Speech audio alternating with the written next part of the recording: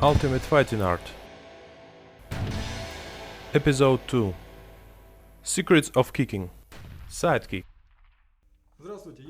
Hi, I'm Alexander Polovinkin, and today within the framework of the project The Ultimate Fighting Art, we continue discussing the kicking techniques. Our kicking expert Sergei Sosnov is our guest today, and I'd like to discuss the sidekick technique, or the old good yokogiri in Japanese terminology. In this regard, I'd like to note that to consider the kick one of the most powerful, but not the most powerful, in the entire martial arts foot techniques. Side kick is very powerful, penetrating and effective, but at the same time it's not as often used as modern-day martial arts competition. To my opinion, this is because the modern fighters prefer frontal or semi-frontal 45 degrees fighting stances, as opposed to the old days sideward karate position. And it's difficult to perform the side kick unnoticed from the sideward stance. In this connection, Sergei, first I would like you to comment my opinion. Secondly, since you had a lot of possibilities to see and learn personally from true legends of martial arts such as Joe Louis, Benedict Jeter-Kides, Bill Superfoot Wallace and Don the Dragon Wilson, to name just a few, how they perform the side kick. I'd like you to share this knowledge here with us.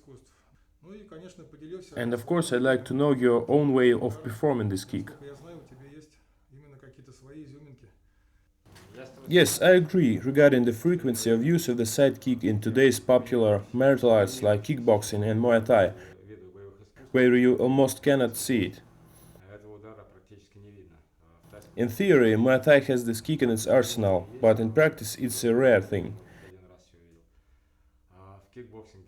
In kickboxing it's used less often than before, and some real stars like Russian Konstantin Zbytov, who was both amateur and pro world champion in the WAKO version, says that he didn't use this side kick because it has been obsolete and ineffective.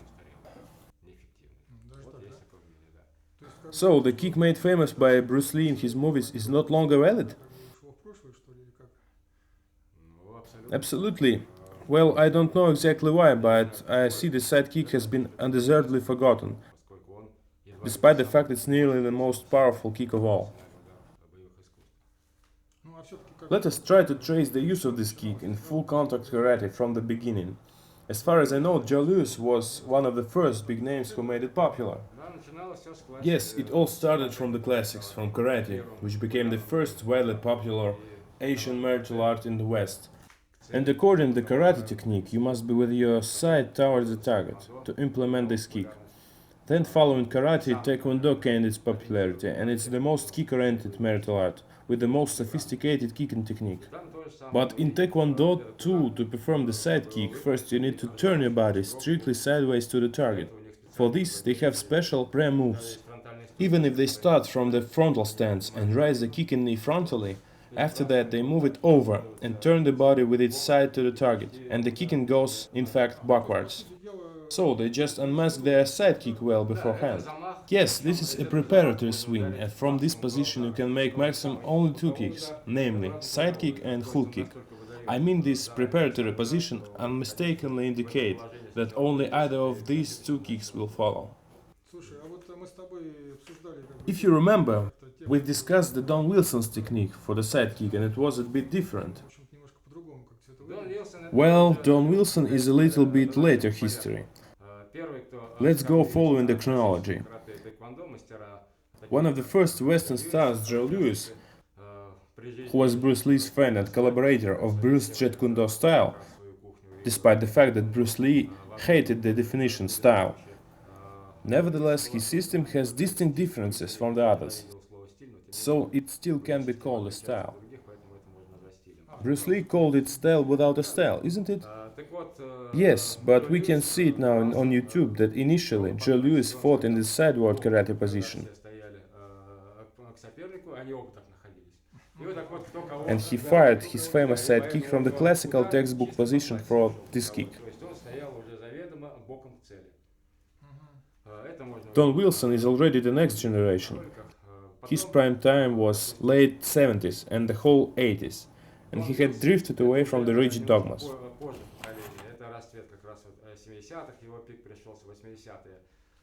First of all, his base was not karate but kung fu,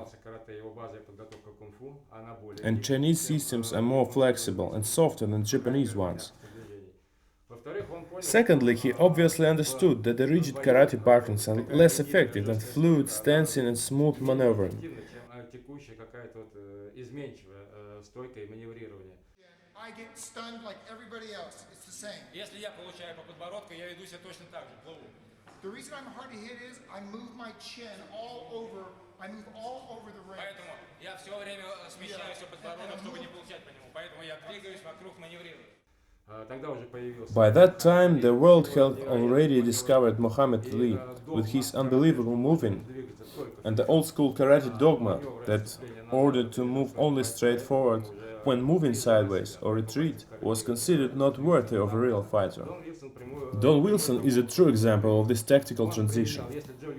So, if Joe Louis, who fought from the classical sideways stance and according to the general tradition only moved forward, then the sidekick naturally was his primary offensive weapon, while in the arsenal of Don the Dragon Wilson, the sidekick has become a counterattack weapon. When under attack, he removed his upper body from the attack and at the same time he met the opponent with a sidekick. Thus he leaned his upper body target areas from the opponent's reach, but still was in a perfect position for a counter with the sidekick. Don Wilson have moved in the normal boxing semi-frontal, not purely sideways position. And with this pattern of moving, such countering was easy to do. So we can see that the rigid traditions has got old, and the sidekick could be performed not only from the classical karate sideways stance, but also from different other positions. If we look further and see as Benedict Jeturkidis does this kick, we'll see that he starts from the uniformed frontal raise of the knee, of the kicking leg, as if for a front kick. Then, instead of a front kick, his side kick is executed, kind of this way. He starts the kick frontally, and in the side course of the kick, he turns his entire body into the side kick position. Don Wilson twists his torso simultaneously with the kick, whereas Benedict Jeturkidis performs this kick from 2 counts instead of 1, isn't it? If we take Taekwondo as the classical model, we need minimum 2 or 3 counts to perform the side kick, with the rear leg from the ready position. First, we need to move toward the shoulder of the kicking leg, possibly with the aim of applying the stretch effect of the lateral muscles. Enable an effective and powerful raise of the knee from the kicking leg forward, then it's count 2. We turn the whole body and the kicking knee with the side aiming at the target. And only from this lateral position, the kicking leg is simply extend sideways into the target, count 3. Immediately, we can note here several disadvantages. First of all, such leg raise of turn of the kicking knee just telegraphs the movement. And secondly, after the body turn for a kick, the plant foot has turned its toes away from the target. It means that from this foot position, only mere linear sideward extending the kicking leg is possible. I think now we need to discuss the various sources of power behind the kick. Exactly, that's where I want to take you now.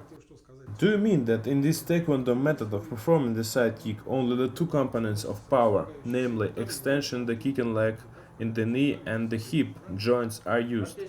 Practically yes, because even when we move this body liner sideways, the way Bruce Lee is doing the side kick in the movie The Way of the Dragon, where he uses skip and liner movement of the whole body, or where it's in the picture we can see Joe Louis does it.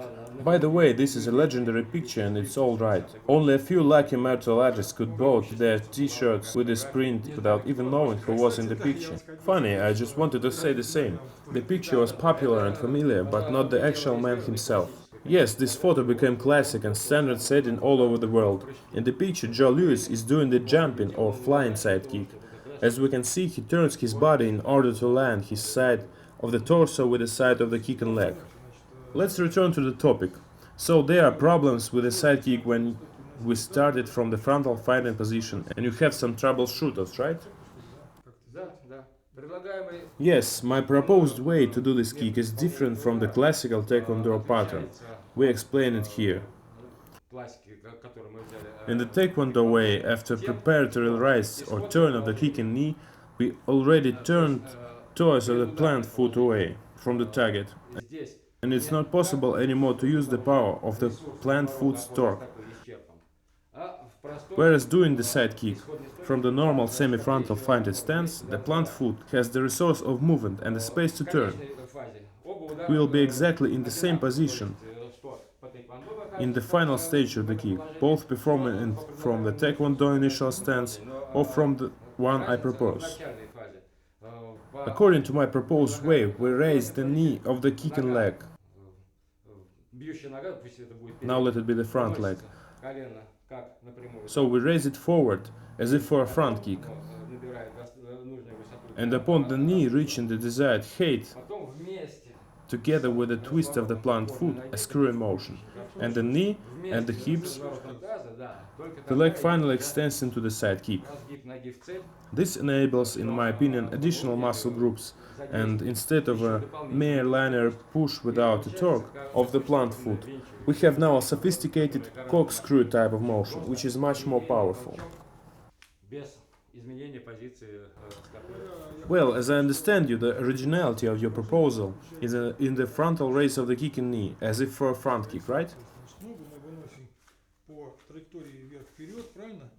Yes, I do the uniformal frontal raise of the kicking knee, as for a front kick, for the most of all other types of kicks. When you extend the kicking leg synchronically with the corkscrew twists of the hips and the plant foot. Yes, and all this set of motions takes place in the same corridor and direction as where the kick was launched.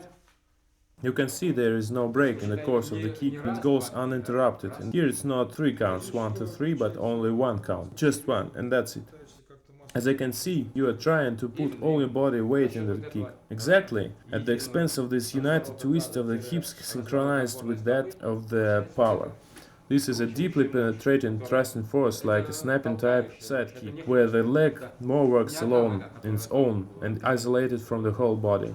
While such flippy-dippy kicks are sharp but have little penetrating power, the side kick proposed here by me is a big screwing motion able to move a very big mass, because the side kick has the body as its primary target.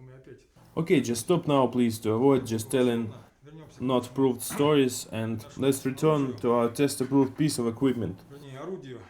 It will allow us to estimate how strong a kick is. We have used this chest guard to judge the power of front kick in our previous episode. This time we are trying to define the components of the energy behind the side kick. Let's do it step by step, increasing the power gradually. I will try to command the different variations of the side kick. First, please execute a side kick with the leg muscles alone, separated from the rest of the body.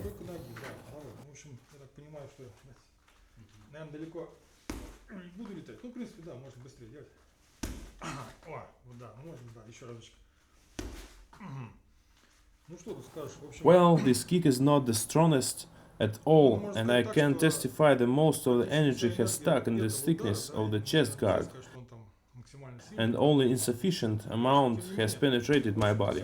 This is obviously not enough, and we increase the power of the kick. Now please add the hip torque of the kick.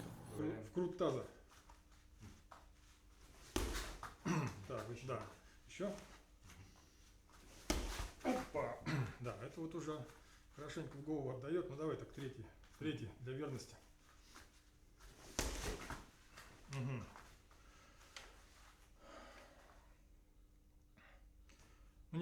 Well, this time I feel the destructive energy coming inside of my head. Frankly speaking, it's a pretty unpleasant feeling, even through the guard. Does it penetrate inside or dispense around? It goes through the guard and my tense dorsal muscles, and it ends up in the head, which is very pleasant to feel. Okay, now assume the firm position, and you please do the side kick your way, not just the leg alone, but with the addition of all other components of strength. Do it adding the strength bit by bit from moderate power to the full power.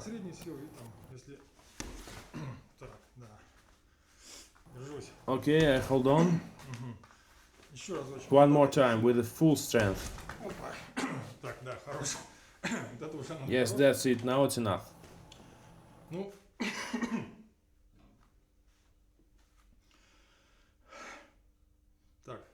It's time to give a break for the commercials, isn't it? No, we don't have commercials here, but I do need time to catch my breath.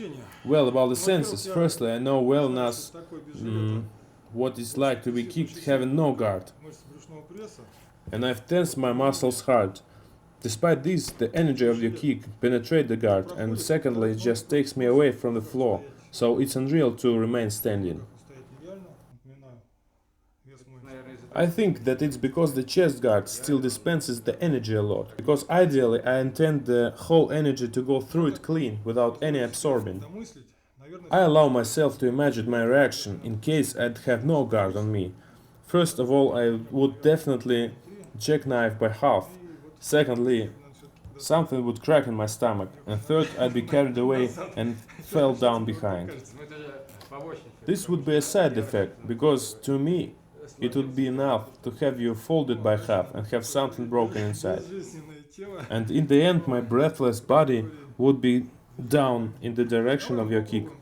Okay, now let me be your moving target, and you try to enter me with the side kick, and I will try to prevent it.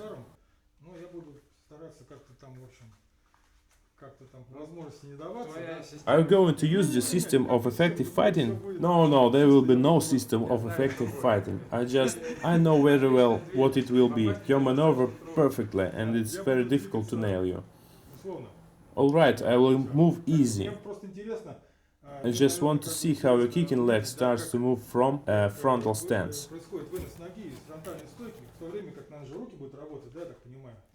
Like Don Wilson, I use the side kick mostly as a counterattack weapon, for the opponent to set himself on my kick, or when I am within the reach of my kick. In other words, you monitor and catch the moment when your opponent starts to move towards you. Absolutely, I look for the moment, or create a moment, when the forces meet in a head-on collision and the energy of the impact doubles. Knowing Sergei for a long time of our work together, I'd like to point out that when Sergei starts his kick with a raised knee, it does not mean anything.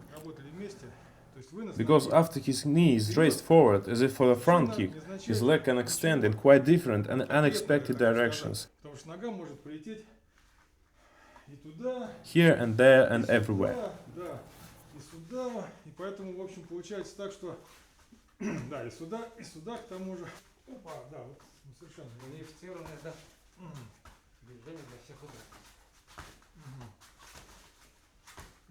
Here I want to note that even while Sergei is not moving fast, I really can see only the raise of his knee as a common base for his kicks. But what goes next from his moment just slips away from my vision, and it's very difficult to know where he will kick and where his kick will land in the end. Now I can trace his leg only because of the slow motion. But in a real situation, especially when our hands also are moving around, it's totally impossible to tell in advance what exact type of kick will be used from the uniformal position when the knee is raised forward, as if for a frontal kick. It is exactly what makes Bill Wallace the superfoot.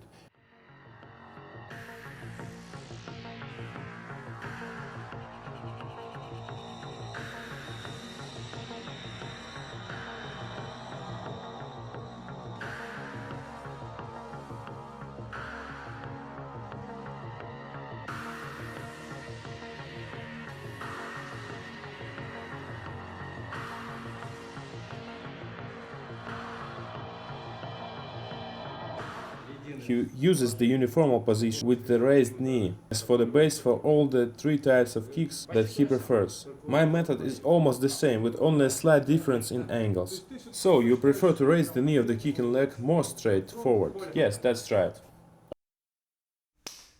Okay, thank you, Sergei.